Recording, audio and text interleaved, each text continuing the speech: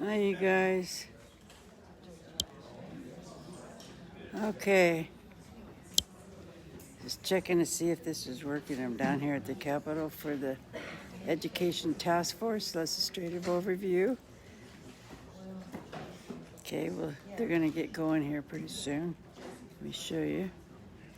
Make it a watch party. I might be moving around.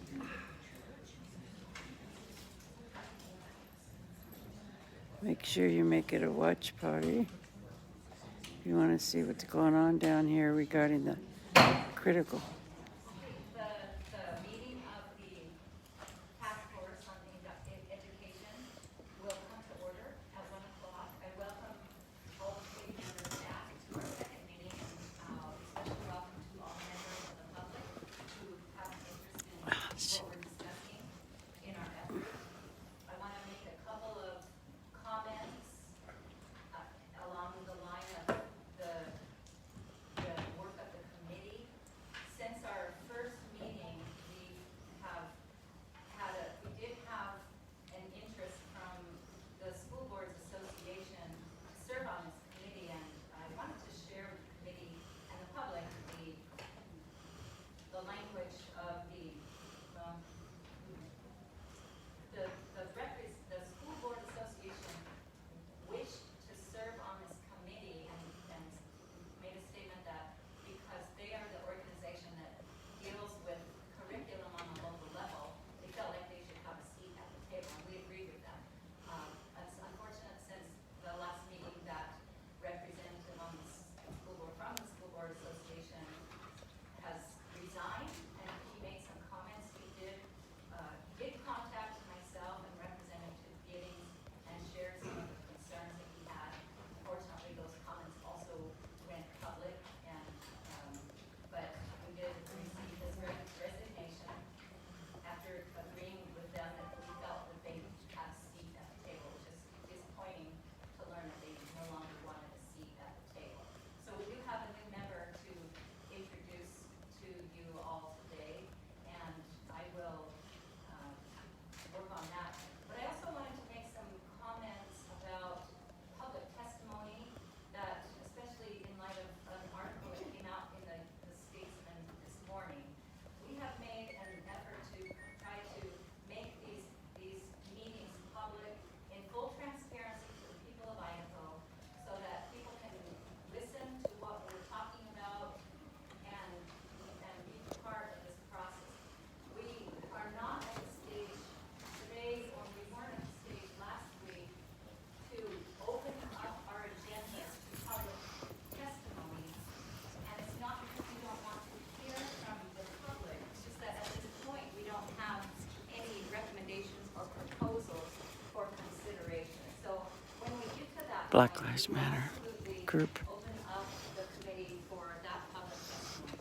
But in that regard, along that line, the agenda that we have put together today has been carefully constructed, and we have asked people from the public if they have concern or testimony about our discussion to come and present to the committee.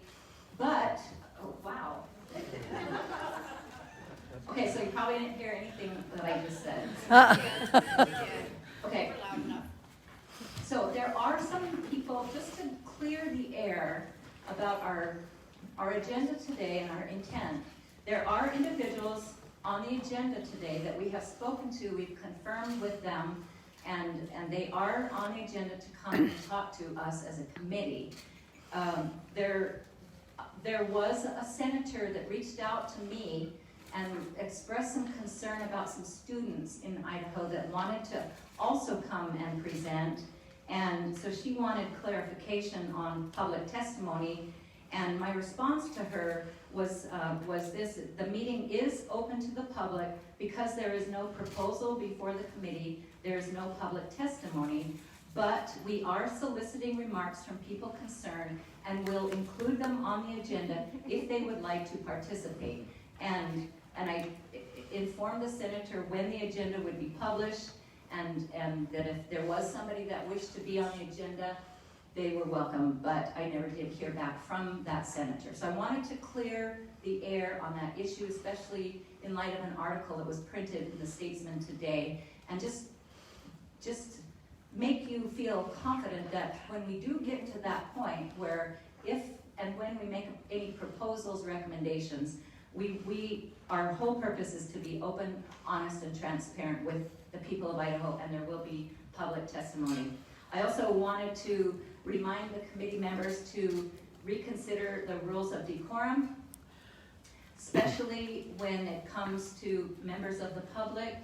If there are going to be any signs which were present last month, the concern with signage in certain parts of the room, and if you could make sure your cell phones are all turned off right now, in certain places of the room where the cameras for Idaho Public Television are focused, that's where we do not want these signs to be visual and prominently displayed, because we're not interested in this body being a parliament in Britain, where it's just kind of chaos. We have to observe the rules of decorum and respect people's views, and just as if there was something that you were very much in disagreement with, you would not want that to be published on the television set. So that's where I wanted to add a little more clarity from members of the public with signage, that if those signs do show up in the stream of the camera, we will ask you to be moved. And if there is any signage that arraigns or impugns the motives of any of the members of the committee, we are going to ask you to please remove your sign, or we'll go back to the back of the room. We respect your right to freedom of speech, but when it comes to impugning the motives of anybody on this committee, that's where we will draw the line. So we just ask for respect and courtesy along that line. So we do have the agenda that is before you, and for the committee, there are 2 individuals that confirmed with my co-chair, Representative Gidding, to speak on the K through 12 community feedback that did not get printed on the agenda. And so what I would like to do is propose that we amend our agenda to include the names of 2 additional people. Again, if you can please silence your cell phone.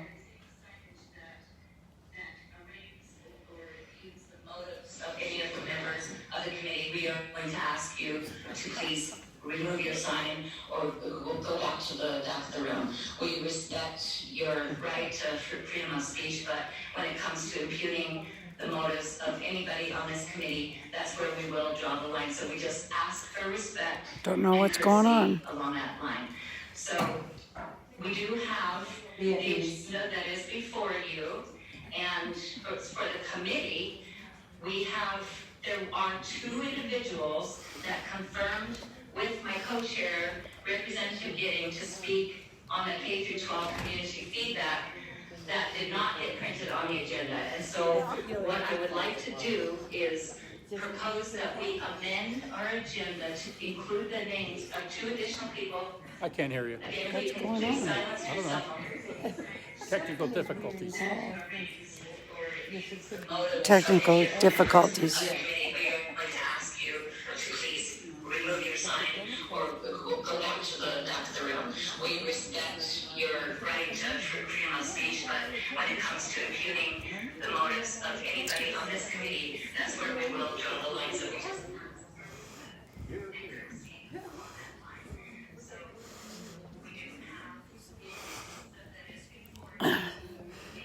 Some technical difficulties. They're trying to fix it. Hi, Gloria.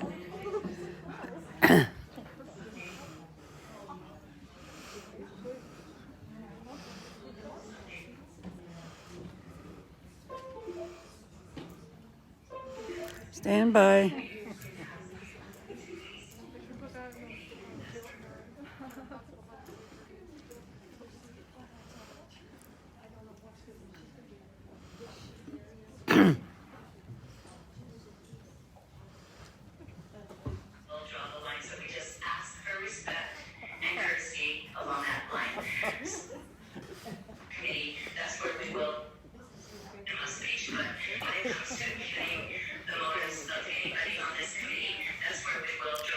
Don't know what's going on here. Some kind of technical problem.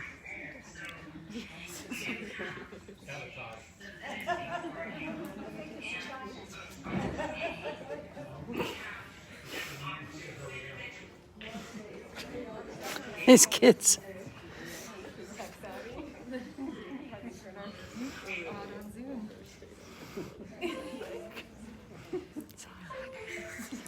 You're live.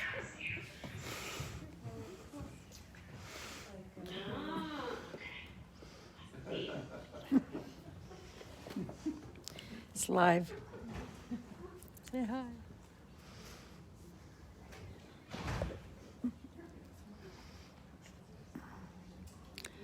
wonder what.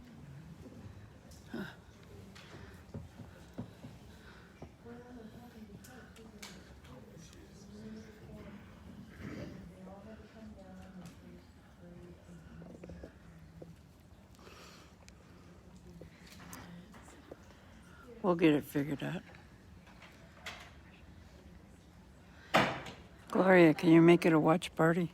I'm gonna talk loudly until we figure out what's going on with that. It's part of the But Black Lives Matter group. as I was talking about a need for an amended agenda, there are two individuals, one by the name of Lorna Nixon and one by the name of Summer Bushnell, who had confirmed with Representative Giddings to speak today and provide testimony. And so, I would like to ask that the committee consider an amended agenda to include the names of those individuals. A motion has been made. Seconded. Is there any discussion on the motion? All those in favor say aye. Opposed say nay. Okay, thank you for the amended agenda. And if we could have our secretary just take a silent roll. Or go ahead if you want to call the roll. Okay, you have a full committee, and once again, I want to thank you all for your service to the state of Idaho. Thank you for your willingness to volunteer and come to Boise on your own time and at your own expense to have this important discussion for our state. And with that, I will turn the time over to Representative Giddings. Oh, I'm so sorry. We do have a new committee member, and I'd like to welcome Pete Colson. Pete, would you be so kind as to share a few remarks about yourself with the committee? And you can just speak loudly, because I don't think our microphones are working properly right now. Well, my name is Pete Colson. It's an honor to be on this board. I'm an immigrant from Salzburg, Austria. My parents adopted 10 children. I learned the value of life, respect and responsibility. And I learned the opportunity to think for myself through the process of obstacles to create life-changing opportunities for me. I'm just honored to be part of this team and my involvement in the school district as a coach, as an at-risk counselor, and just as a person who tries to mentor young people and people in the community to make wise choices. So with that, I'm just honored to be here. Thank you very much. Thank you for joining us, Pete. Okay, well, with that, I'll turn the time over to Representative Giddings.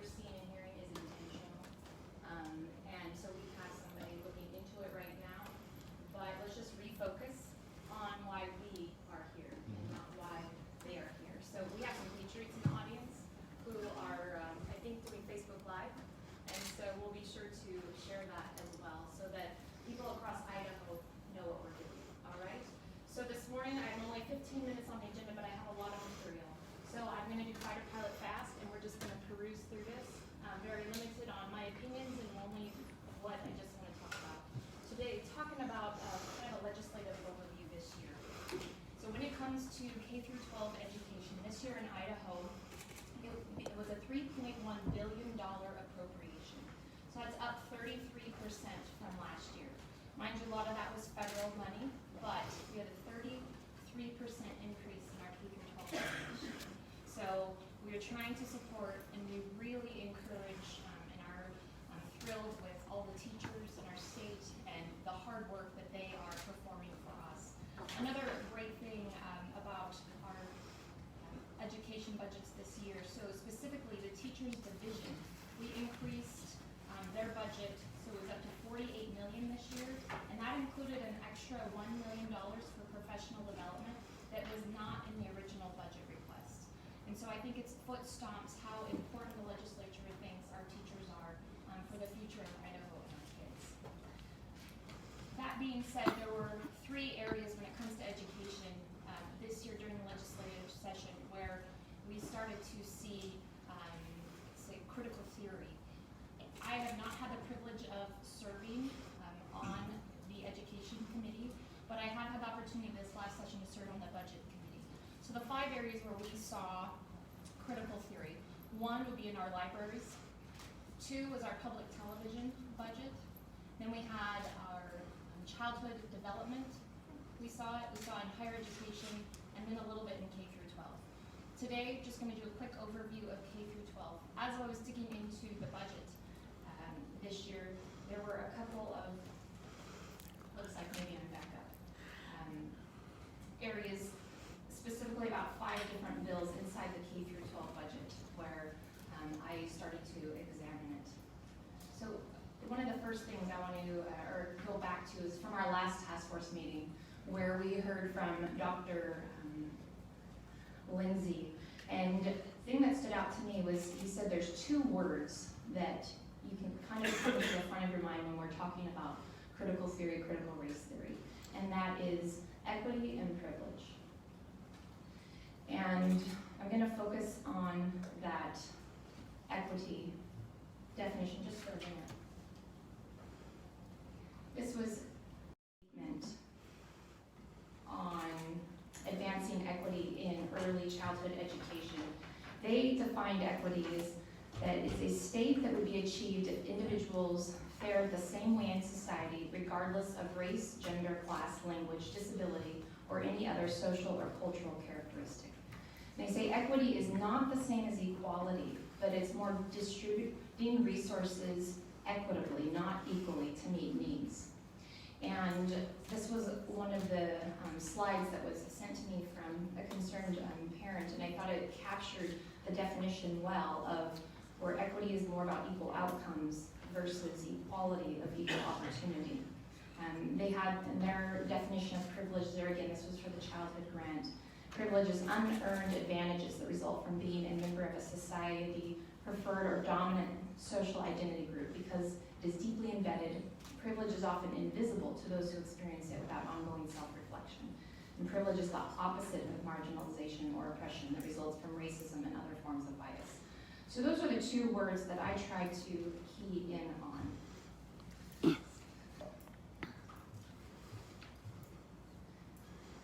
right, let's go ahead and, the first K through 12 budget came up regarding the teachers division.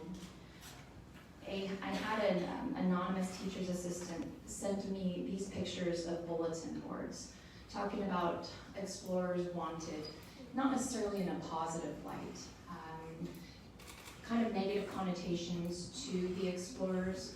The thing that alarmed me was up on the right-hand side of the picture, you can see you have the students writing, and then in a red pen on the top right, it says alive so we can kill him ourselves. So that was an interesting perspective that a teacher had sent me. So I kept digging. Hit the next slide for me. And these are a little bit of an eye chart, and so I'm going to go ahead and pull up the actual website specifically.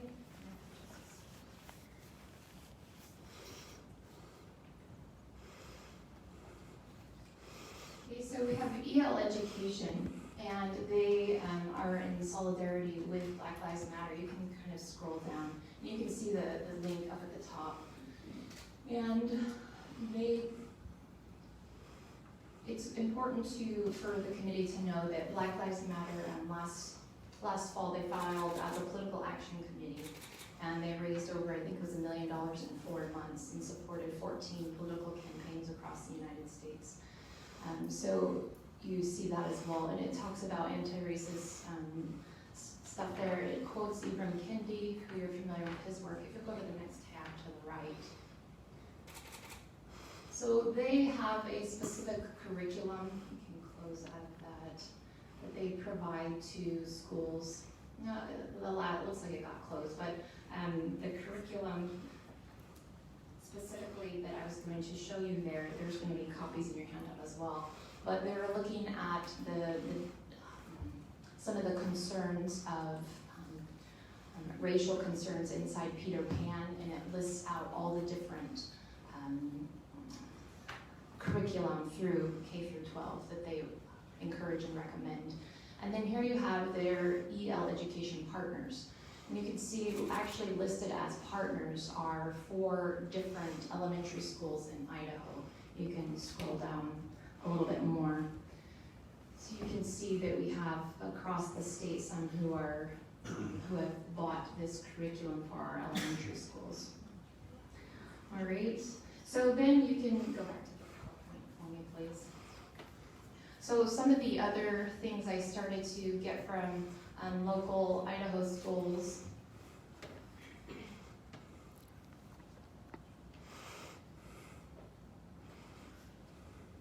I'm here, a school locally pushing, it was a social justice week. You can see a lot of equity, gun laws, and the Marxist fist, several examples there. That was also from an Idaho school. Next slide, please. Okay, at one of the, go back to the internet. At one of the local schools in Idaho, we had a teacher present a video. I'll just do a few seconds, you can review it as well.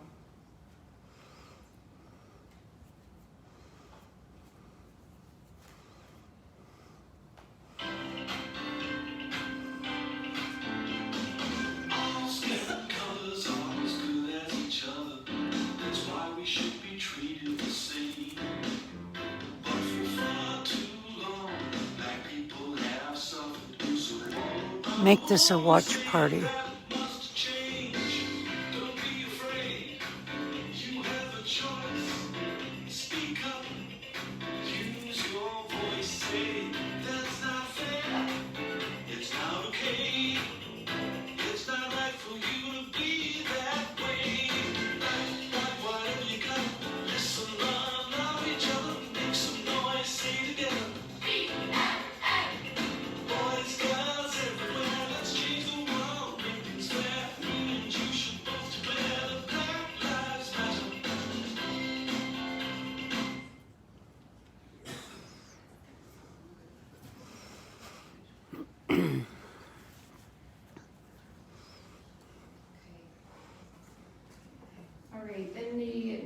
So going back to the EL education, since we knew we had some schools in the area, in the state, who are using that curriculum, I wanted to know more about the curriculum and see what other states. So I put in a public records request to the Boise School District, and you have a copy of that in your handout. And one of the requests, it's separate, it's probably at the very bottom page, one of the requests was for this EL education material, the curriculum books or assignments used in K through 12 classrooms for teacher trainings in the Boise School District this last year. The Boise School District, they indicated in the response that it says Boise School District has EL specific curriculum taught at 5 elementary schools, 1 junior high, and 3 high schools. It said for the EL specific curriculum, 5,935 pages of records are available for your review as explained above. They talked about how, according to Idaho Code 74102, I could examine materials, books, and curriculum resources. So several from the task force and other concerned members of the community were available. We went down to the Boise School District, and here is what they provided. This is an English learners curriculum. It is a National Geographic series published in 2011. And I asked specifically if they were going to provide me with what I asked for the EL education specific curriculum, and they said no. So I am just currently coordinating with the Attorney General's office to see kind of what the next step is there as well. All right, so we also got a lot of input from parents across the state, so if you will please reference your big packet here. There's a copy on your desk. It's the stuff we received from people across the state. For those of you listening online, this is available to the public. If you type in on your computer, growingfreedomidaho.com/K12, the public can see a copy of this, and that's growingfreedomidaho.com/K12. Takes a minute for it to load. There's a lot here.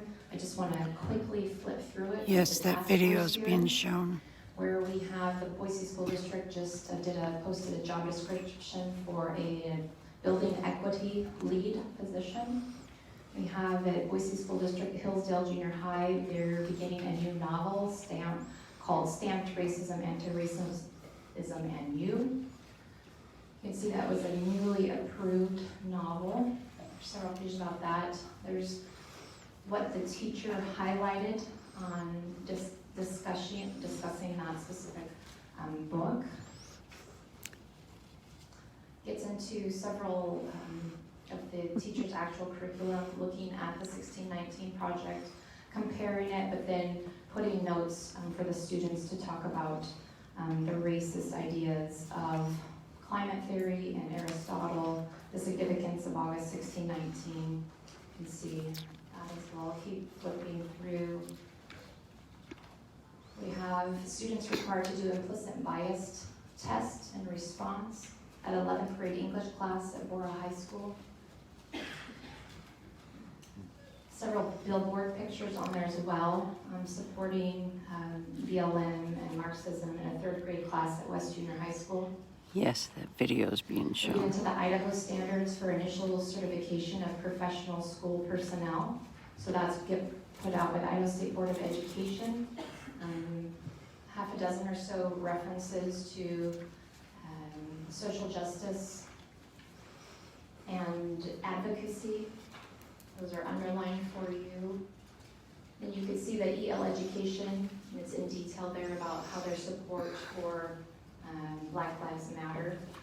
And then the curriculum there also, it talks about exploring the racial and gender stereotypes in Peter Pan, so a little more detail of that in the packet as well. And then we have at West Ada School District, where they talk about culturally responsive classroom and social climate. And there again, you have that picture I just showed you up on the wall, equality versus equity, and the importance of teaching equity. There's some good content here where it talks about the problem with the graphic on the left, so equality. Let's see. This is in the graphic, some people need more support to see over the fence because they're shorter. An issue inherent to the people themselves. Also consider here where the female, POC, and male are located. That's fine if we're talking about height, but this is a metaphor for other inequities. This image implies that students in low-income communities and other special populations need more resources because they are inherently less academically capable. They or their families or their communities are metaphorically shorter and need more support. This is not why the so-called achievement gap exists. It should actually be termed the opportunity gap because the problem is not in the abilities of students, but in the disparate opportunities they are afforded. We must help teachers understand that all means all when we're talking about special populations. That's a good one reference. I should have a page numbers on this for you, but you can see the pictures of the equality versus equity. Let's see, we have at Meridian Middle School a post about culturally prevalent teaching, saying color blindness is a myth, one that denies our students validation of a whole person, and we start getting into AVID curriculum. I'll just take you back to my public records request where we also requested material relating to AVID. It's a special program being used in the Boise School District. When we asked for that material, the school district responded that in Idaho code it states that trade secrets may not be disclosed under the public records law, and therefore that this program, AVID, needs to maintain its secrecy and is a trade secret, so they did not provide any of the AVID material. You can see though we did get some of the AVID material that is being used through other sources, and about halfway through we got a really dark page. Make it a watch it's party. Their solidarity with Black Lives Matter and all of their position statements there. Some of their resources recommended by AVA, how to be an anti-racist educator, how to root out anti-Black racism, a whole long list of recommended books and curriculum regarding that. An article about white privilege, unpacking the invisible knapsack. We can't afford whitewashed social emotional learning, another article.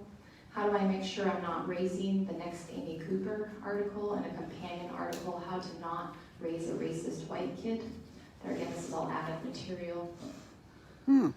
Several there. Okay, then we get into the cultural relevance section towards the end. There's a really good eye chart of AVID towards the back that shows Idaho specific, how many schools AVID is currently being used at.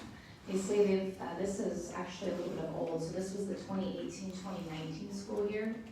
We have 19 years they've been in Idaho school districts at 47 AVID sites, 36 secondary schools and 11 elementary schools. They think they've hit back in 19, 8,000 students with AVID.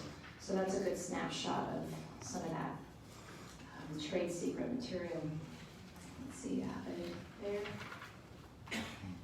Okay, one of the other AVID teaching approaches, you'll see towards the end of the packet, but it talks about the privilege walk and the importance of that. So the unconscious privilege, there's that word again.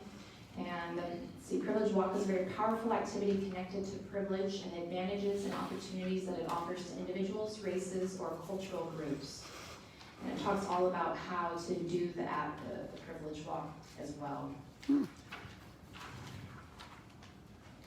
They talk about an extension project, consider using a different example of privilege. Really good, there's about 44 different privilege walk activity statements on whether or not if you relate to the statement, you take a step forward. If you don't relate to the statement, you take a step backward. And then at the end of all of the questions, you see which kid in the class is more privileged than others. And there's a whole debrief on how to do that. There's also 20 things that I can do to be a more equitable educator. One of them, I will reject the myth of colorblindness. I will recognize my own social identity group and memberships. I will acknowledge my role as a social activist. I will fight for equity for all underrepresented or disenfranchised students. Equity is not a game of choice. If I am to advocate education equity, I do not have the luxury of choosing who does or does not have access to it. For example, I cannot effectively fight for racial equity while I fail to confront gender equity, and I can never be a real advocate for gender equity if I choose to duck the responsibility of ensuring equity for lesbian, gay, bisexual, transgender, and questioning students. That was number 19 in your packet. Okay. And then a couple of the pictures there in your packet as well. And there is an article, I wanted to include the equity framework. We all received a copy of that last year, and I think one of the presenters is going to talk about that.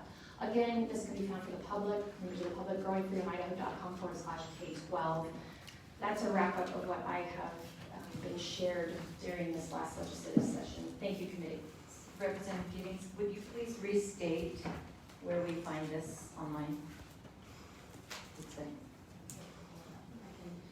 It's growingfreedomidaho.com/K12.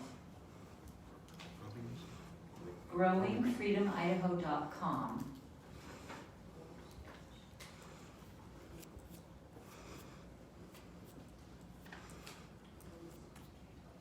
Forward K12.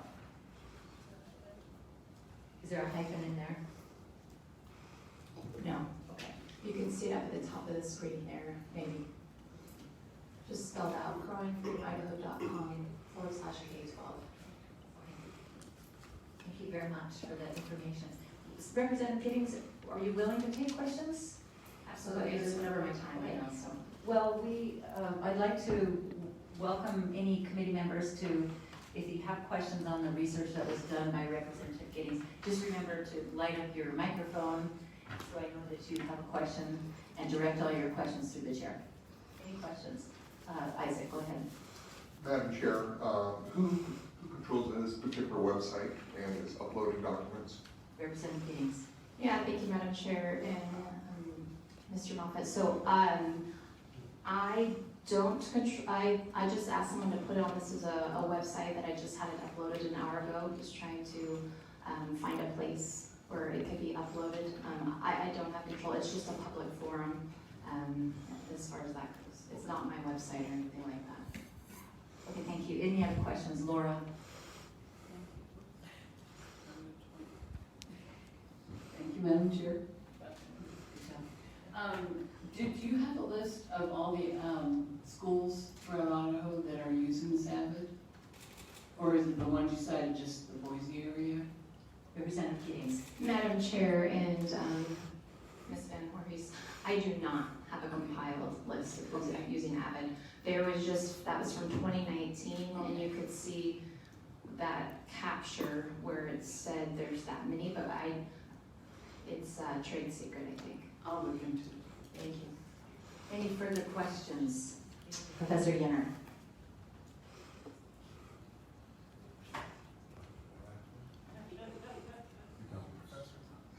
All right, there we go, sorry. Are decisions to adopt these kind of curricula made at the state board level or the school district or the school level? Representative Giddings. Thank you, Madam Chair and Professor Yenner. I think we'll have an answer to that question by the end of today, but I'm not the person to go into depth on that. Any other questions for Representative Giddings? Okay, thank you.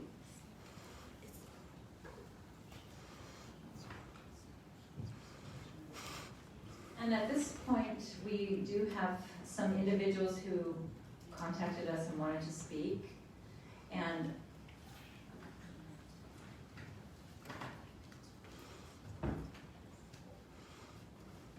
okay, so we would just ask that you would keep your comments succinct, perhaps 5 to 10 minutes. There are 5 people, and so to stick to our schedule, if you could pay attention to the time. And so the first person that wanted to come forward and speak about their knowledge and experience and the feedback is Christy Warhurst. If you would come forward, Christy. Welcome to the committee. If you could just state your name and who you represent. Christy Wilkerson, I represent myself.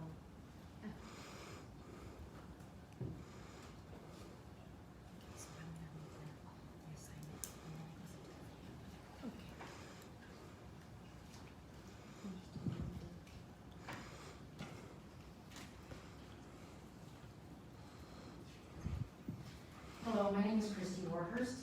Thank you for asking me to share my story about why I pulled my son out of Boise School's academic classes. He is now dually enrolled in Idaho Virtual Academy so that I can monitor his homework and in-class assignments. He still attends high school at Capital for JROTC and BTEC Center for Autobahn. I didn't just decide overnight to pull him out of the brick and mortar schools. The first assignment I remember to be inappropriate was in his 8th grade reading class at Fairmont Junior High. He brought home a sentence structure assignment instead of the example sentences being Dick and Jane walk the dog down the street. The content was about Occupy Wall Street from LeBron James's perspective. Even now within the virtual academy, his English teacher assigned a list of topics for students to write an essay on. The choices were Black Lives Matter and similar topics. My son had something else in mind to write about, and thankfully the teacher was welcoming to his choice. I want to give you more of a background as to why the assignment I'm going to share with you was the icing on the cake.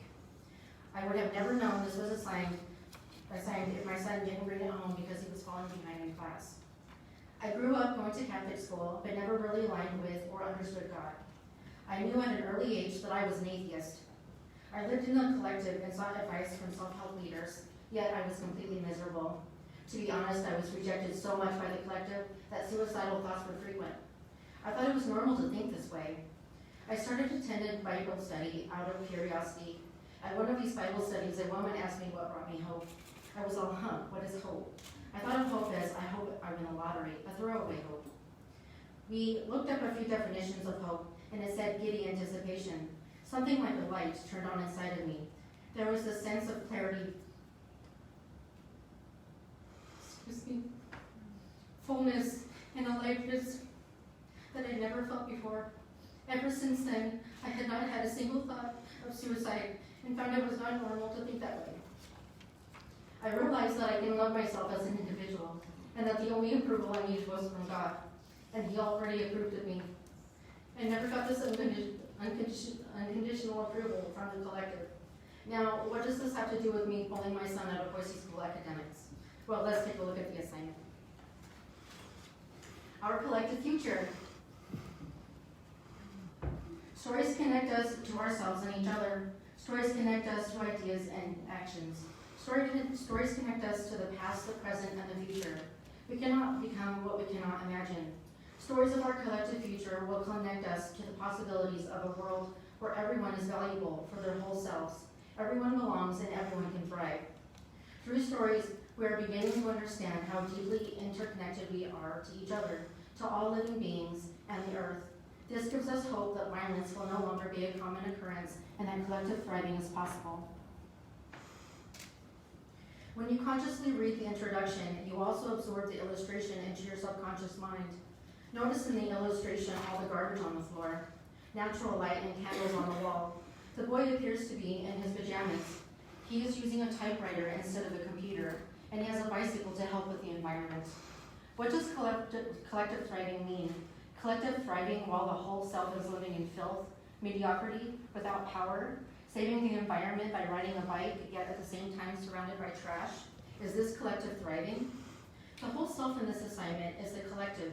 The individual is invisible. I think the wording of whole self is misleading. Who gets to teach who the whole self is? The people who write the assignments, teachers, atheists, or parents and God? We all can be more than what we could ever imagine.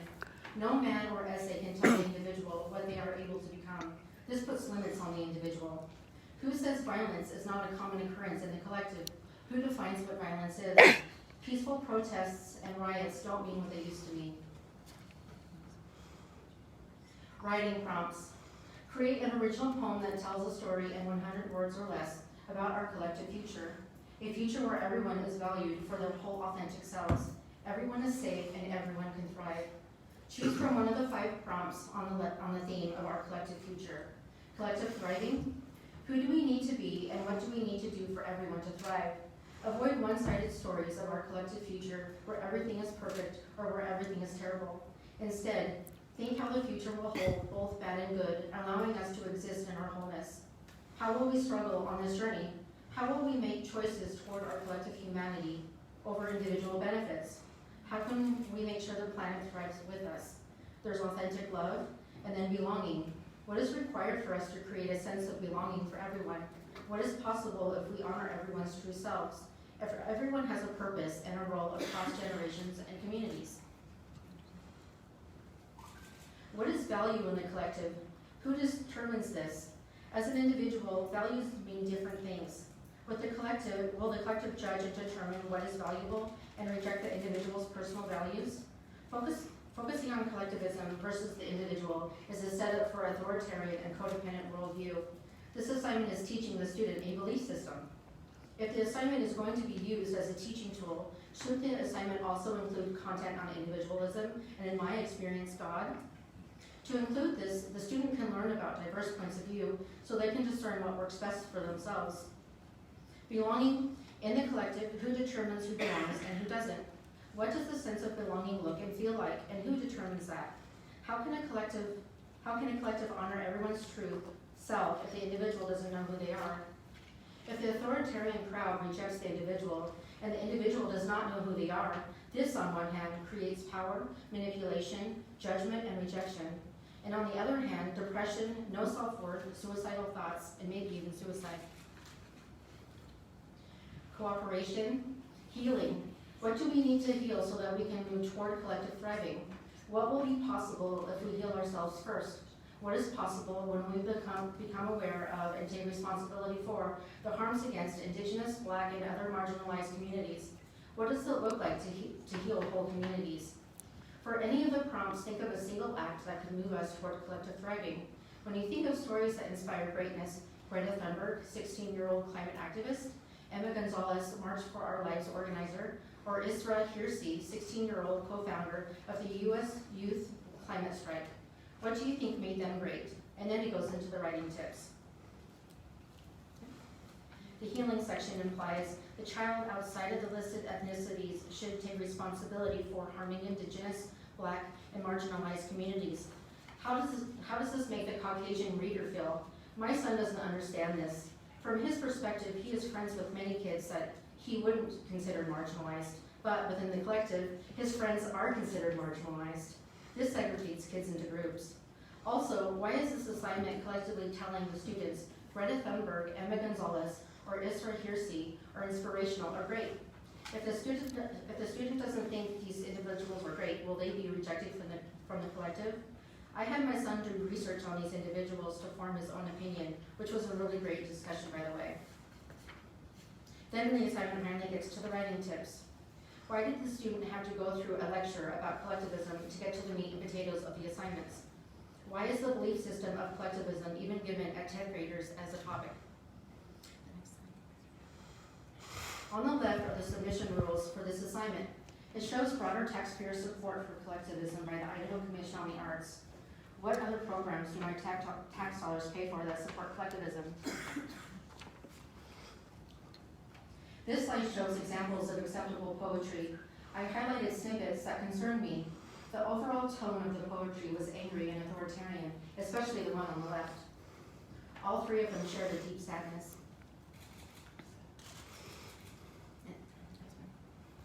In conclusion, this assignment alarmed me since I lived in the collective for so long as an atheist. I could see my son being molded without my knowledge into something I just escaped from. Since I pulled my son out of Boise School's academics, I have seen tremendous improvement in him as an individual. He shows an appreciation when I tell him his point of view is okay. Thank you for this opportunity to share with you. Thank you, Christy, for presenting. Would you be willing to take any questions? Sure. Are there any questions from the committee for Christy? Laura? Do you have copies available? Yes, I presented them to Brooke. Thank you. Really good Well, presentation. thank you. Thank you very much. Thank you. Yeah, I've got, Isaac had a question. Madam Chair, did you approach any of the school administrators there in the Boise School District about these assignments and your concerns? I did not. You did, okay. Did not. I just pulled them out. Question, Reverend Wilson. Thank you, Madam Chair. Christy, I just want to thank you for your courage in being so self-disclosing. Thank You you. were awesome. Thank you very much. Any further questions? Okay, thank you so much, Christy, for presenting today. And next on the list, we have Mark Hodges. If you're here today, Mark, please come forward.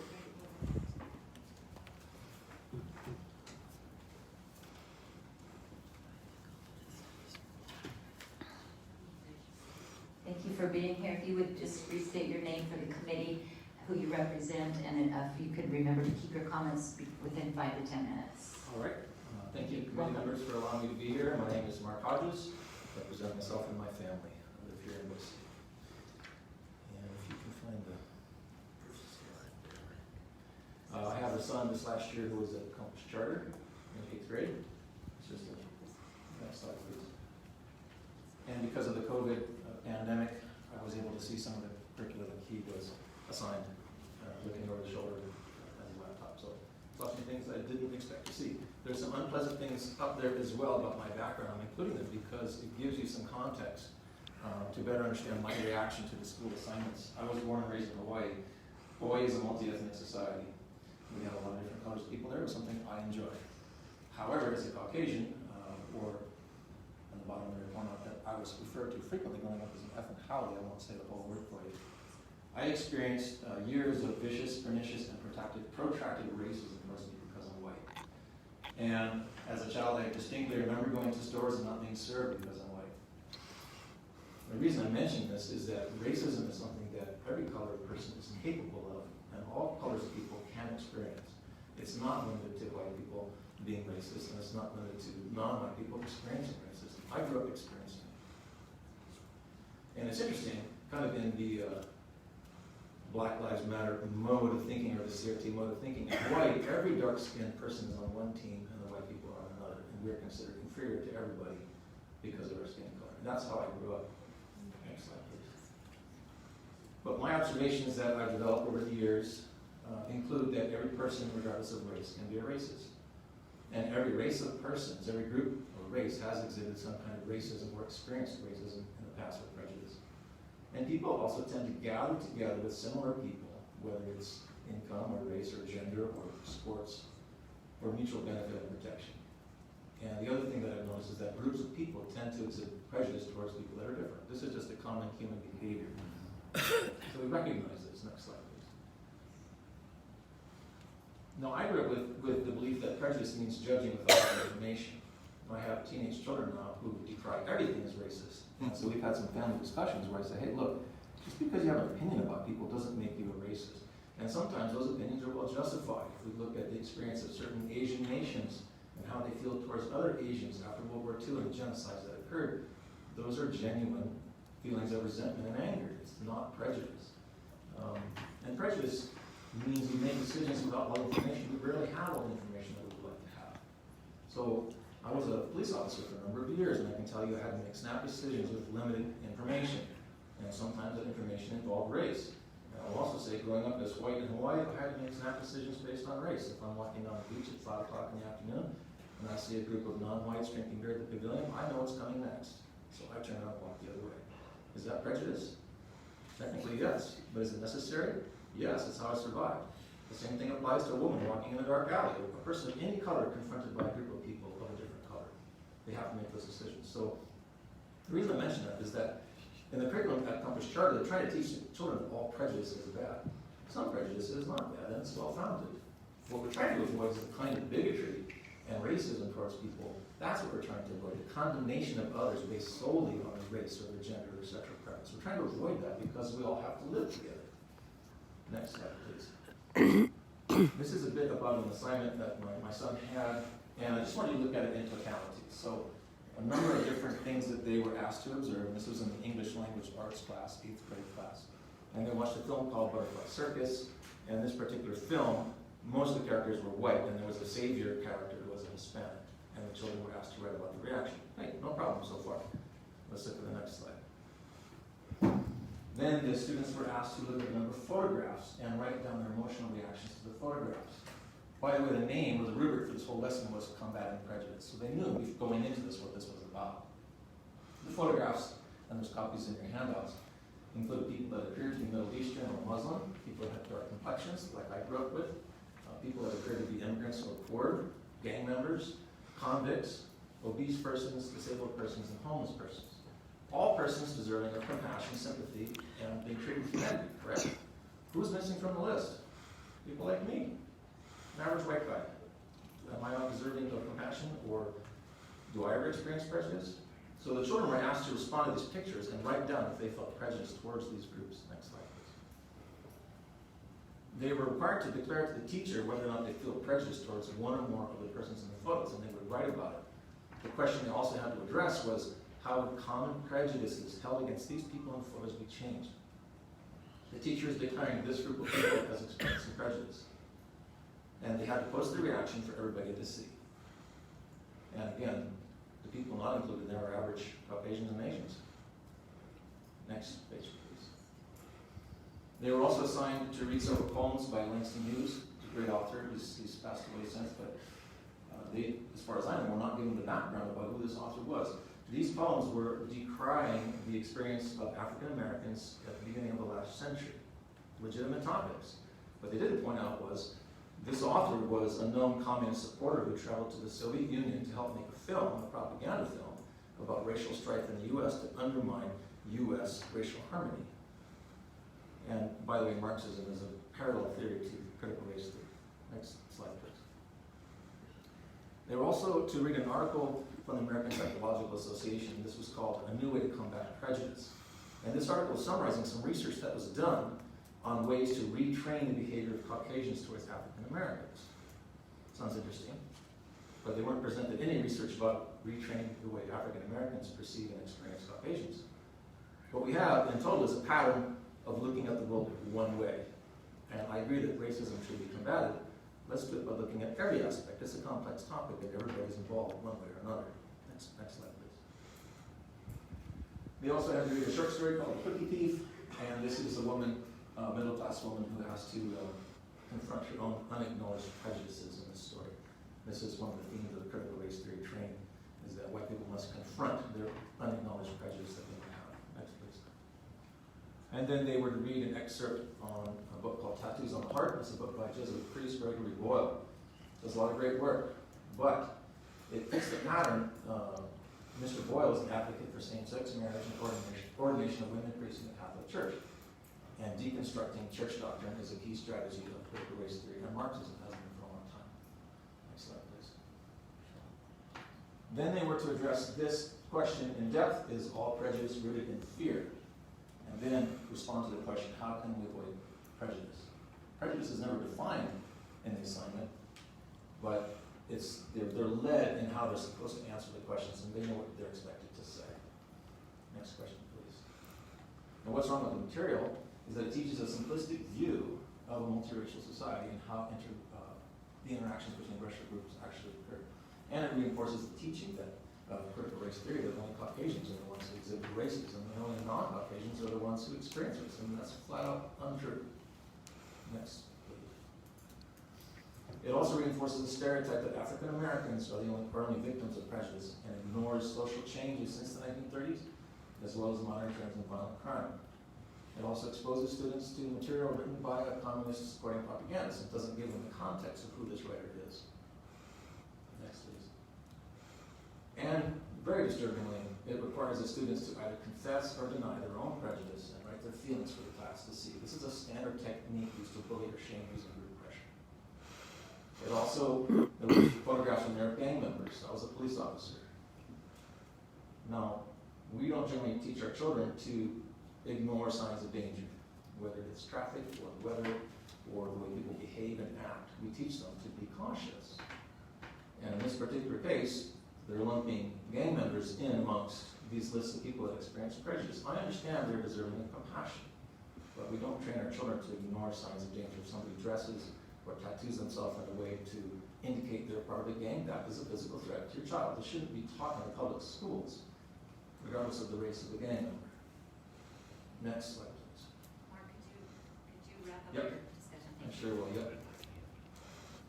And the upshot of the whole thing is that it puts the onus on Caucasian students to examine themselves for prejudice, and it doesn't include everybody in that situation. And it also assumes that prejudice is based only on xenophobia. But people have good reasons to fear other races because of history, their own personal history, and the history of their people. It's the way it is. We can't allow this to continue in our schools. If we want to have a multi-ethnic and multi-religious society, we have to emphasize what binds us together as Americans, not emphasize what drives us apart. There's already too much division. We need to be focusing together. And this critical race theory is a false gospel. That's what it really is. It's what the other speaker pointed out, is that it's teaching certain children to hate themselves and others to be victims. But the gospel of Jesus Christ is that every person, no matter what their background or their color, has the opportunity to be redeemed by the blood of Jesus Christ. And that can bind us and pull us together. That's what should be in schools, not this pernicious doctrine. Amen. Thank you. Mark, thank you so much for your willingness to come forward to the committee. Are you willing to take questions from the Yes, ma'am. committee? Are there any questions for Mark? Pete, go ahead. I just appreciate your vulnerability and the honesty about what's being said in your heart. I just appreciate that because we are all lives matter. We need to focus on that on a regular basis. Thank you, God bless you. Yes, sir, I appreciate that.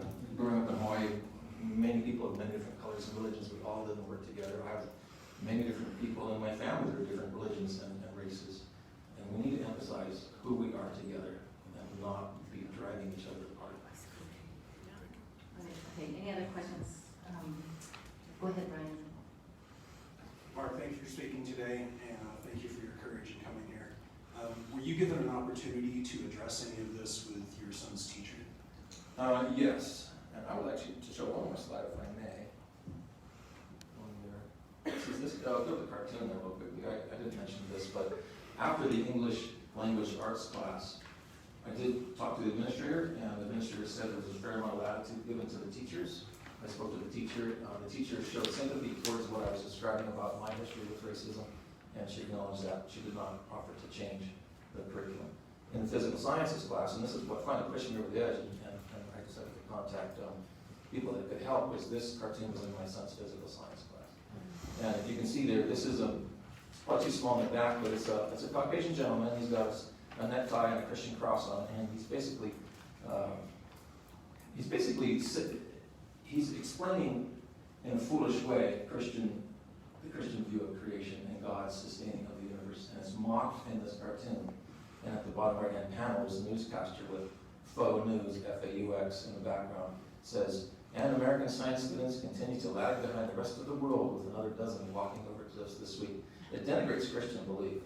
I have a background in biology. I have an honors degree in biological sciences from University of Montana. I was a research biologist for years. And I'm a Christian. I asked to speak with this teacher to discuss this. I contacted the administrator and said, hey, can we get together? I want to meet with the science teacher and administrator. I want to talk with you about, was this intentional? Why is this in the curriculum? Number two, what strategies do you have to encourage diverse viewpoints in the classroom? And number three, are you aware of the role of Christians in the development of science? That's what I asked for, and she responded saying, I spoke to the teacher, this was an accident, he apologizes, we're done. I said, no, I still want to get together and talk with you about this. Is very serious discrimination against my son and my family. And she refused to have a meeting with me and with the teacher to discuss this. So that's where this kind of stands in Compass Charter. Any other questions? Isaac. Madam Chair, did the teachers or administrator, first, did you ask for or did they offer standards to justify these assignments, that they were attaching standards to justify these standards, either Common Core or state content standards? No, sir. The English language assignment, I understood that to be within the latitude of the teacher.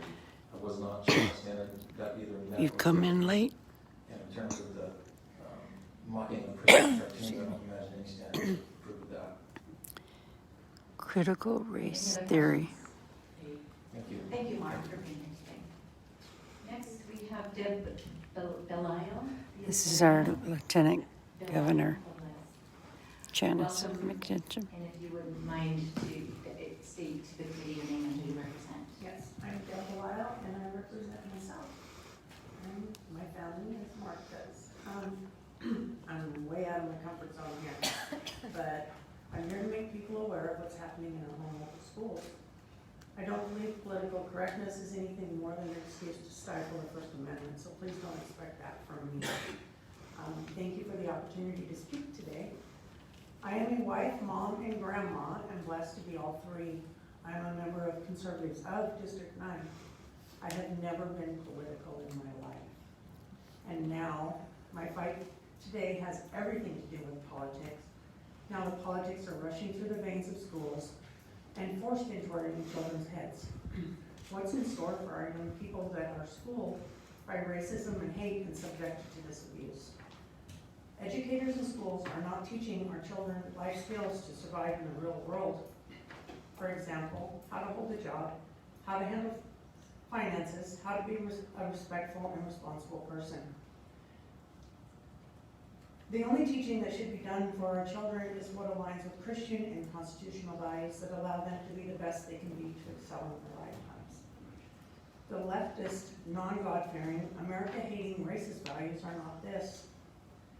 The leftist mentality supports pedophilia, full-term abortion, confused what a boy or a girl is, destroys books, cartoons, names of groceries, historical statues, history itself, and the latest, releasing the requirement to meet the recommendations to read, write, and do math to graduate. Good is bad, bad is good, truth is lie, lie is truth. Is this the mentality of educator we want educating our kids? Teachers are typically more educated, but they're narrowly educated. The ratio of liberal to conservative professors has profoundly changed from 4 to 1 a few years ago to 17 to 1, and this data is from 2019. I couldn't find recent data. This is in our upper level education system. It's likely safe to assume our K through 12 liberal versus conservative ratio is much higher. Again, I could not find recent data to support my assumption. What is happening right now to our children is unacceptable. From school closure to forced masking to indoctrination and teaching of critical race theory. Every issue is absolute child abuse and nothing less. What I have encountered regarding CRT here in the Payette Middle School by an 8th grade teacher is outrageous and unacceptable. This was brought to my attention by a substitute teacher that reported this kind of teaching happening in our middle school. I was immediately outraged and reached out on Facebook to find out who the teacher was and what exactly was going on. I received immediate responses by a few parents that told me this was happening. This teacher was streaming CNN in her classroom, has a photo of Obama hanging in her classroom, wore a Joe Biden mask to school, spent the entire month of February studying Black history. A student came home crying and upset because she felt bad for being white after a class. And how many other kids felt the same that we don't know about?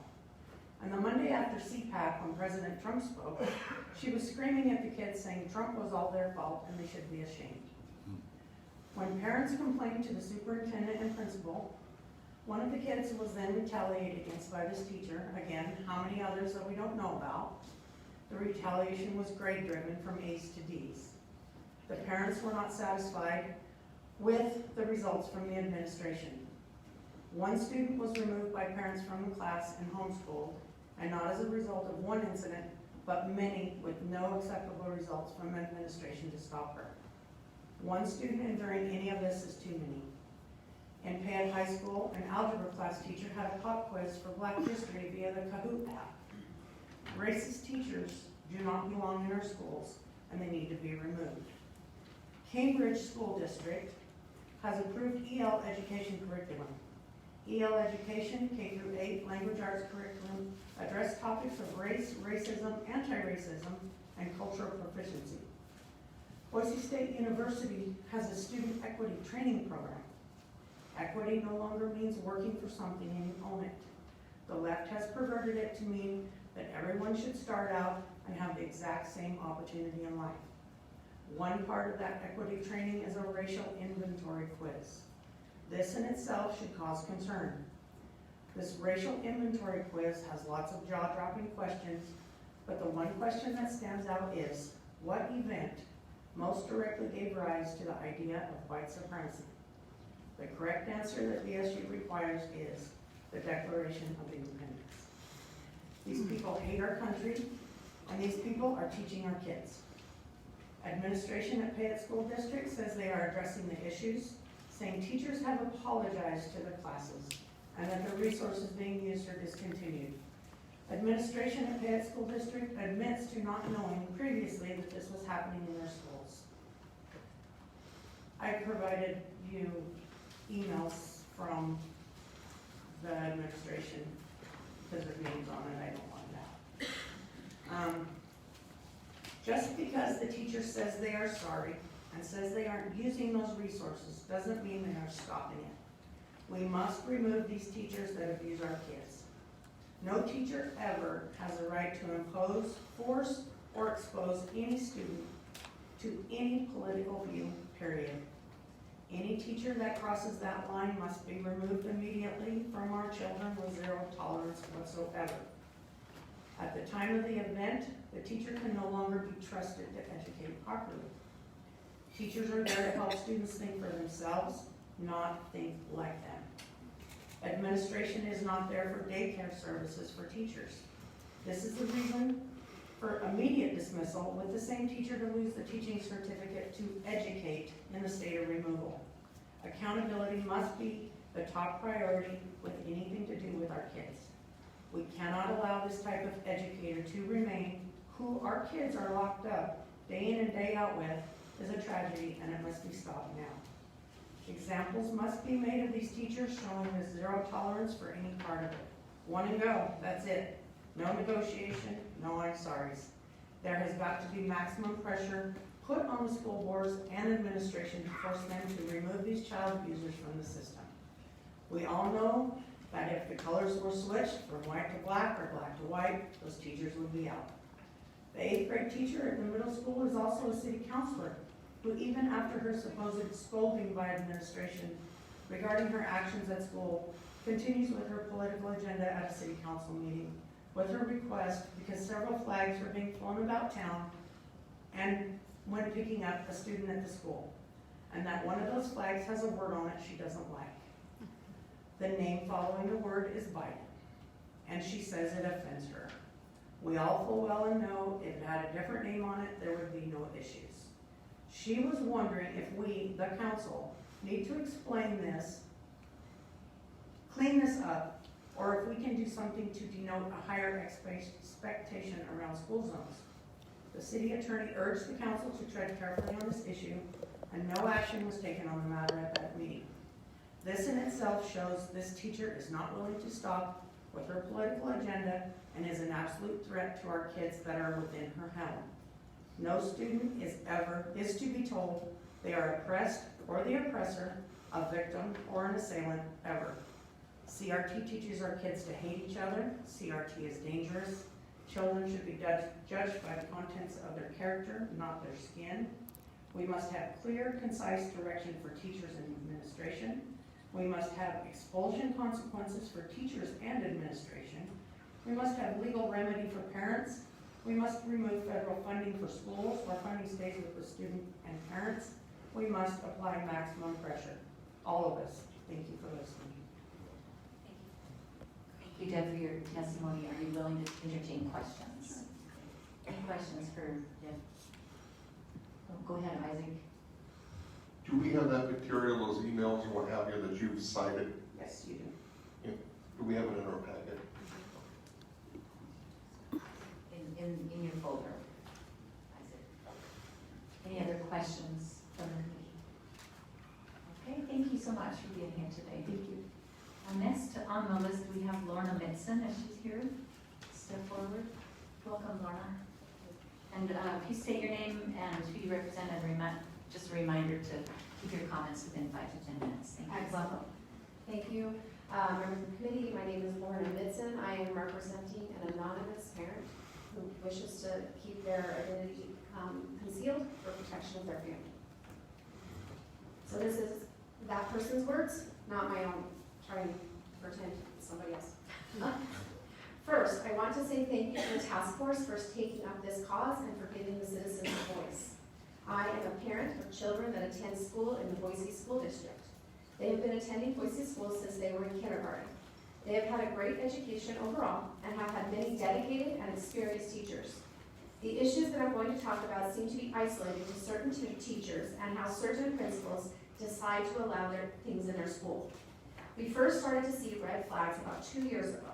The junior high my child was attending had a guest speaker come from the Wasserman Center for Human Rights.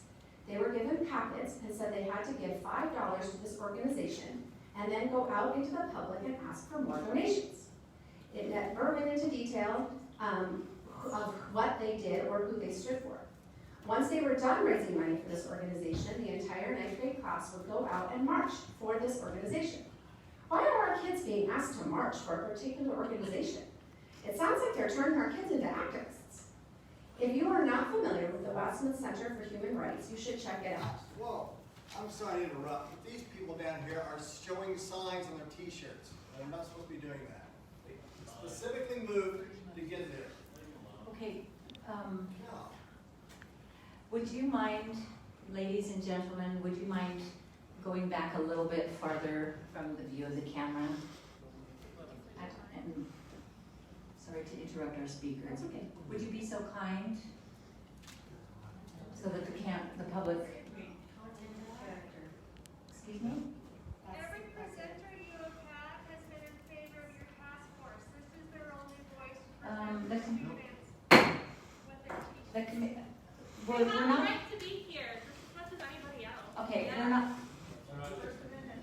everybody's at ease. We're not having a dialogue here. We're listening to people who have. Quiet. Go back, sit back there, be respectful. We're not having a dialogue. Sorry.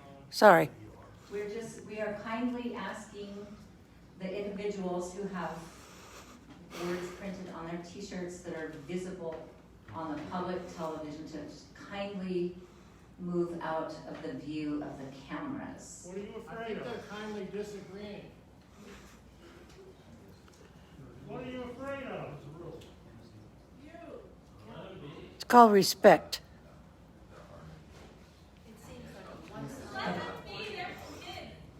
Okay, the committee will come back in order. We've asked kindly, and we will proceed with our committee. And Lorna, I am sorry to have interrupted you. If you would like to proceed, please proceed. Okay, let me just rewind just a little bit. If you are not familiar with the last month's Center for Human Rights, you should check it out. They hide behind the cause of Anne Frank, but they actually have views on racism that align with critical race theory. They also try to, in their own words, quote, encourage young activists, end quote. At the time this all happened, they had a picture of Colin Kaepernick on their website, who we know is a controversial figure for kneeling for our national anthem. You can watch this YouTube video that is currently on their website to see their view of racism in our country. Side note, I provided that YouTube video link to Representative Giddings and to Anna Miller on the committee to share with you all for viewing later, but we're not going to do it right now. They hold classes for teachers to take, and they try to have kids make groups at their local schools to push their agenda of change and activism. This year, at the same junior high, my child said they put up posters around the school that had the BLM raised fists and gay pride rainbow on them, and under the posters it said activism. They also had an organization in the lunchroom selling gay pride flags and BLM stickers and pens while the kids ate lunch. This should not be part of our kids' education. There are many organizations that do good for our community. Our church does many things for our community. Our church also believes that all people are created equal and that we should treat all people with respect and dignity. Why can't our children come to the lunchroom and hand out crosses? Oh, that's right. That was banned because our beliefs and values, because not everybody agrees with our beliefs and values. Well, not everyone agrees with the beliefs and values of BLM and Gay Pride, but their organization are the only ones allowed to do this. This is not what our schools should be doing. They should be for teaching, reading, writing, math, science, not supporting organizations that support critical race theory and social justice issues. Should all people be treated equally? Absolutely. We can all agree on that. We don't need another organization with their extra beliefs and causes to be taught in our schools. The rest should be up to the parents. My child at the same junior high was asked to read 2 articles about human rights for an English class this last school year. The first one on Asian hate, and the second one on ending the poison of racism with a picture of someone holding a BLM poster. Then they were told to define the words condemned, harassment, discrimination, incitement, hate speech, insidious, marginalized, racism, bias, and violate. Why are human rights issues addressed in English? There are so many different topics our schools and teachers could also choose to have the kids write about, but they tend to stick with this theme. Why not read an article on how defunding the police has caused havoc in our big cities and killed so many people who lived in those communities? Why are our kids not learning about the riots in Portland caused by Antifa? We all know why, because those are not what the left wants us to talk about or teach our children. They are getting one narrative and it needs to be routed out and stopped.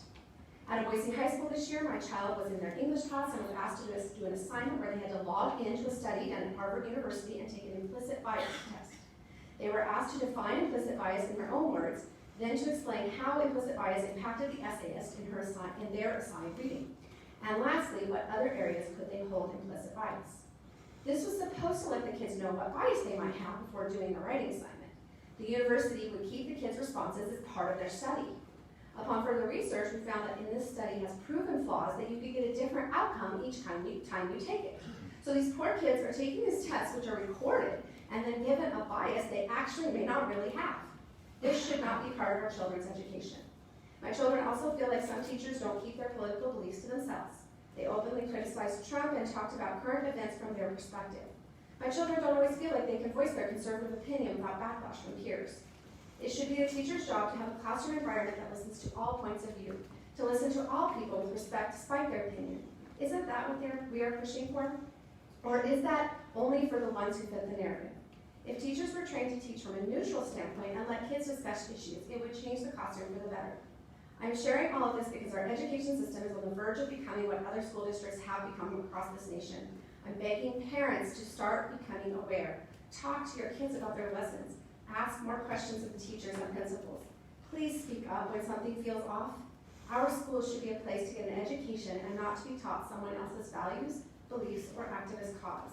Why do you think parents are pulling their schools out of public school in droves, pulling their kids out of school in public school in droves, sorry. They realize that it is leaning to one side and their values do not align. This task force is relevant and needed to keep our education system accountable. If the Boise School District really is for an equal and safe education for all, then they should welcome a deep look into how they handle lesson plans, current events, activism, and personal beliefs. Thank you. Lorna, thank you for being here. Are there any questions from the committee for Lorna? Go ahead, Isaac. Do you know if this parent contacted the administration? What kind of response did she have? Did the teachers or administration provide any standards to justify these assignments? Lorna. As far as I know, Madam Chair, as far as I know, this parent was not able to do that because of wanting to not have a flashback on their family. So, but since I don't know them, I can't say more than that. That's sad. Any other questions? Go ahead, Pete.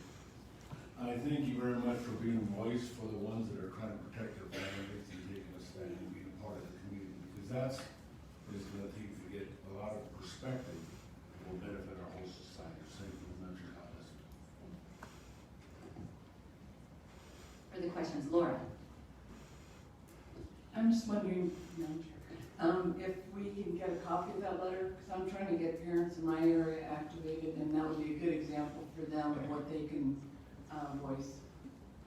I'm not sure. I'd probably have to ask the permission of the author of the letter to make sure that would be okay.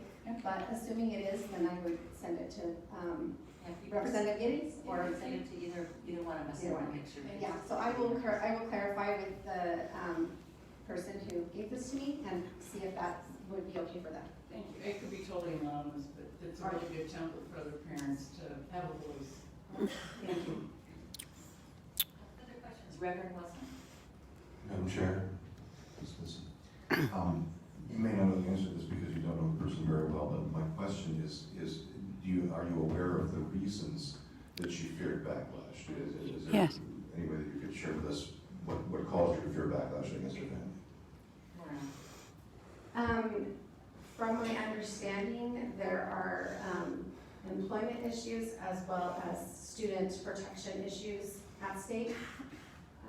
I know in my personal experience, speaking from my own personal experience, I've had my child negatively impacted by me expressing my opinion at the school that she was attending. And I have also had me receive bad impact from her expressing an opinion. So I have actually experienced that kind of backlash in my own family. So I empathize with that. That's the thing I was asking. Thank you very much. Situation. Thank you. Thank you, Lorna. All right, we're going to move on to the last presenter from the community feedback, and this individual, Summer, is up on Zoom. We're going to try to Zoom her in, and then after that, we'll take a short break.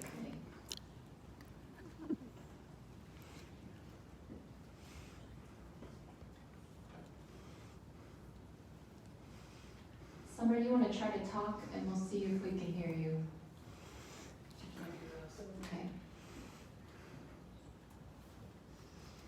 How about now? There we go.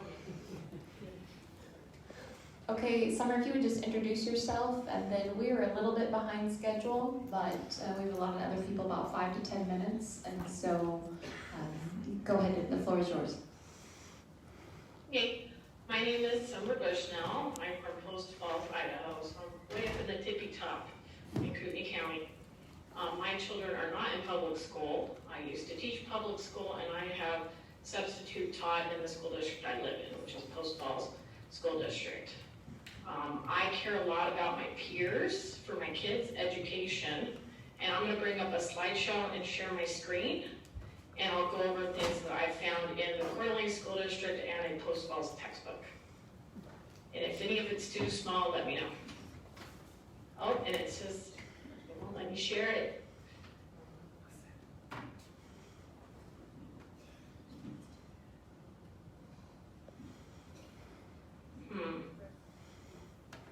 Brooke might have the slides. Brooke, do you have the slides?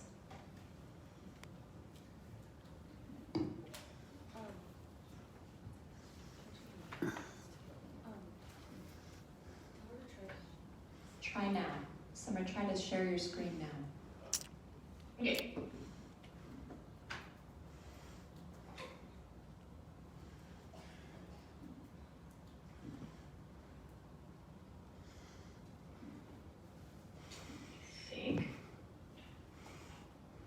It's gonna want me to quit the Zoom app and come in again. Should I do that? Sure. Okay.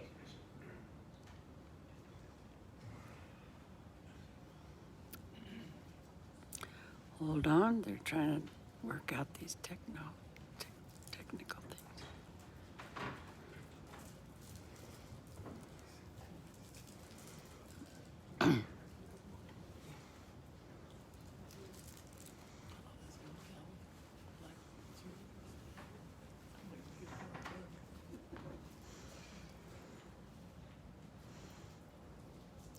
This is who's here right now.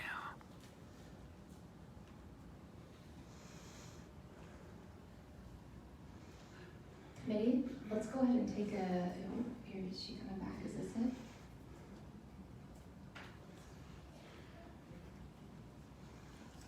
Great. And unmute yourself, Summer, if you can. There. Can you hear me? Yep. Yes. Okay, I shall do my slideshow. Sorry about that. You already know that. I looked at the equity framework in the Coeur d'Alene School District. There's been a few news articles about it. I wrote up my opinion on it. My concern with it is the spokesman, Scott Mabin, for the Coeur d'Alene School District said there's nothing in it related to critical race theory. And I was told that your task force or your commission has a copy of that framework. So on page 8, there is a reference to a critical race study. It's under the topic of why education equity matters. And if you look below at my screen about halfway down it, I reference it's DISCRET, disability studies, and critical race theory in education. And then also on page 6 of the equity framework, there's a quote from Zaretta Hammond. She is a known critical race theorist, I would call it proselytizer, for lack of a better word, and she has numerous references in the reference section, so it concerns me that their equity framework isn't just about better teaching. Then, if you look down, and it's kind of small on your screen, it's the bottom left corner is the picture of the shoes, and it says, equality is giving everyone a shoe, equity is giving everyone a shoe that fits. And another person, I have 2 other people that didn't want to be named and help me with this presentation, but she pointed out that our current vice president made a video during her campaign with similar wording to this. And she was called out by our support for putting out a communist video. And that concerns me. Under this section, and I didn't write down the page number, but equality versus equity, if you look at the top one, equality refers to equally sharing and division, maintaining everything at the same level. Do we really want education to be the same for everyone at the same level?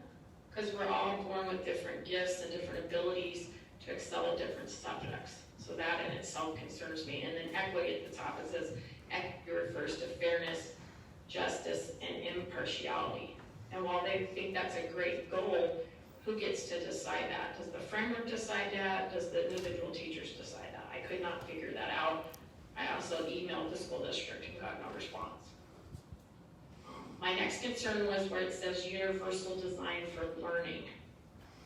Because if you read through the equity framework, it starts talking about students' individual ability, but then it talks about this universal design for learning. There are no different learning types, and my concern is, as I wrote on this slide, where you lower the bar so all can be equal, you're never challenging students to excel beyond their peers. Let's see. This next part, this MTTS, it's equity-based. We have to have everything be equal. And I think when you get to the social and emotional learning, this is where personal beliefs become really hard to avoid. And I agree with previous speakers. Having as public school teacher myself in a different state, you want to stay as neutral as you can and let the kids figure out and talk with their parents and their family and their peers and figure out what they want to do. And my concern with this happens with the Coeur d'Alene School District. You may all be familiar with, there was an incident in the Coeur d'Alene School District where a school counselor believed that gender dysmorphia was normal and was encouraging the 10-year-old girl and hiding this from the parents, and the parents had to withdraw the girl from school. And in my opinion, school personnel do not just automatically get to do what they want, especially with the social and emotional well-being of a child without involving the parent. And in this case, the parent was not abusive or neglected, which is where you can make some different decisions. Another one that really concerned me is discipline. They want to have this new prepare, respond, restore. And I ask these questions from the school district. How does that work when you come to physical harm or bullying? In my experience, being a teaching, there are times, and it should be less frequent than perhaps people would like, but there are times when zero tolerance and suspensions are appropriate. While we'd love to make every student care and want to learn, you can't. You can try your best. And then it occurred to me, isn't this a type of punishment for all the other kids in the class that you're going to leave the kids in class that don't want to be there and are probably disruptive? So those were my concerns with the critical race theory.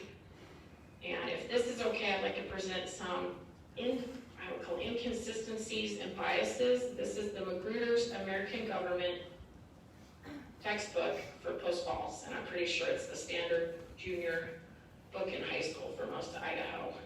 And the school district was very nice, communicated with me, let me borrow this book for a couple months to read through it. So pardon if some of these screenshots are blurry, they're pictures from my phone. So my first concern was democracy versus republic. This textbook goes back and forth. Where that arrow is on the screen, it says in a democracy, supreme authority rests with the people. I want to think about that one. And in both of these, on the left slide, it says many Americans use the term democracy, republic, representative democracy, and Republican form of government interchangeably, and they are not the same. But then this textbook is going to go on to clearly try to confuse you about it, in my opinion. On the right slide, it talks about ancient Greece and Rome being democracies. One was not, and we'll get to that picture. Now we have direct and indirect democracies with no mention of a republic. And my other concern is there's very little mention of the Constitution, which outlines a lot of our types of government. Let's see, on this one, if you look over where it says roots of democracy, part of my picture, my finger's in the picture on the right, you go from democracy to Roman Republic to feudalism to sovereignty to democracy. America is not a democracy. We have some democracy-based things that we do. We are democratic in some ways, but I feel that to be very inaccurate in a textbook. And then, a couple pages later, if you look, green part, United States, they just said we were a democracy, but now it's constitution-based federal republic. So, inconsistencies there. Then they go on to describe, on this page it says the foundations of democracy. The American concept of democracy, what we believe democracy means, rests on these basic notions. I'm not going to read through all of them. Pretty sure you guys have all my slides. But my concern is they're saying our rights are based on democracy. Our rights are based on the Bill of Rights and the Constitution, and that should be mentioned in that book. It goes on for multiple pages. The democratic concept of equality means that every person is entitled to equal opportunity and equality before the law. If you read the whole paragraph, which I will not, it's talking about democracy again. No mention of our founding documents. Individual freedom is based on, democracy again. It's based on our founding documents. And a little sidestep here, a little bit of an opinion and not fact, and I would like our textbooks to be more neutral. They talk about the UN. The purpose of the UN can be summed up this way: to make the world a better place. That is an opinion. There are valid points for that side and the other. Both should be put in there, or that part should not be in the book, in my opinion. Under rules and members of Congress, I thought it was really cute that they labeled agents of constituents instead of lobbyists. I think you should be more plain and mean what it is. Another point of concern is these two pictures are examples. They're all throughout the book. My concern is, why are we promoting one news channel over another? My favorite news channel is not in there, but I don't think any of them should be. To me, it's a very subtle way of saying, get your news from them. No, I think a textbook should just stay out of promoting any media outlet. You're going to hear a little more bias regarding civil rights and religious freedom. Same textbook. White settlers bring discrimination. There's stories for both sides. I wish they'd gone into more detail about that before expressing an opinion. U.S. Patriot Act, another opinion. I think there needs to be more balance, or both sides. Free speech zones. My concern is it says, these, under some circumstances, it is reasonable for governments to limit the place and time of political speech by creating so-called free speech zones. There's still ongoing cases before this court regarding this. I know you can't always keep the textbooks really up to date, but there should be more balance in that. The other picture is a picture of some person with Occupy Seattle. I don't mind that being in there, but there needs to be more context. And there needs to be both sides on that. Civil rights versus civil liberties. I do actually agree with that. The book was not all bad. I'm just pointing out the highlights of what I don't agree with. I think in light of this last election, some of this next part is a little entertaining, depending on your point of view. It says the mass media plays a major role in the U.S. political system, but their influence is limited. Aw, that's so cute. They talk about voter ID laws, and they say so-called voter ID laws. How is that neutral? And there's not much on the other side. I think that should be left out, or both sides of that put in. Voting by religion and race in 2016. This one's a mixed one for me. I think it's a good breakdown so you can see where their support is, but it's also emphasizing our differences. This should be rethought for being in this textbook.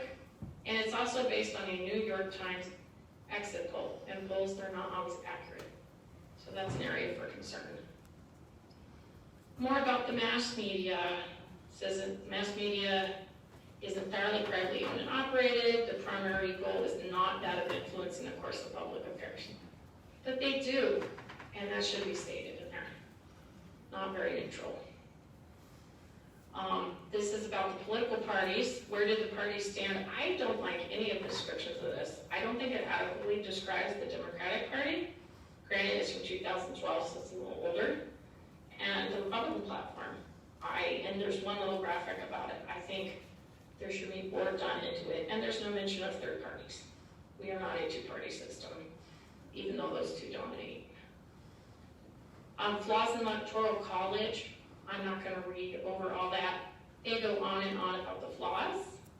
1, 2, I think there's 3, 4 pages. And then they go over, oh, there's a little paragraph on what we think is okay with it. I don't find that very balanced. I think that should be more balanced. It shows the bias in what certain opinions are pushing. And I know that's hard in an American government book, but I think we can do a lot better. All right, Summer, are you getting close to the end? Yeah, I think that's my last slide. I'm just checking. Yep, that's my last slide. Perfect timing. Thank you, Summer. Committee, any questions for Summer? All right, no questions, Summer. Thank you so much for zooming in. All right, committee, we are just a little bit behind schedule. Let's, Summer, are you still there? Isaac has a question for you. Go ahead, Isaac. If you have that textbook with you, or if you remember, did it mention anything about natural rights? I do not remember off the top of my head. I do not think it did, but I'm only, I would say about 70% sure on that. I don't have the textbook with me. The school district let me borrow it. Thank you. All right. Thank you, committee. We're going to try to catch up, so let's just take a short 10-minute break. If we can be back here in about 10 minutes, and then Brooke will be up next. Okay, I'm going to come back on live. I'm going to go take my break because I've been standing up for an hour and a half. But this is about the critical race theory. It's very important. I'm going to put it up on my YouTube channel later. But come back in 10 minutes if you want to see part 2. Of course, we got a lot of the Black Lives Matter students here, as you could see.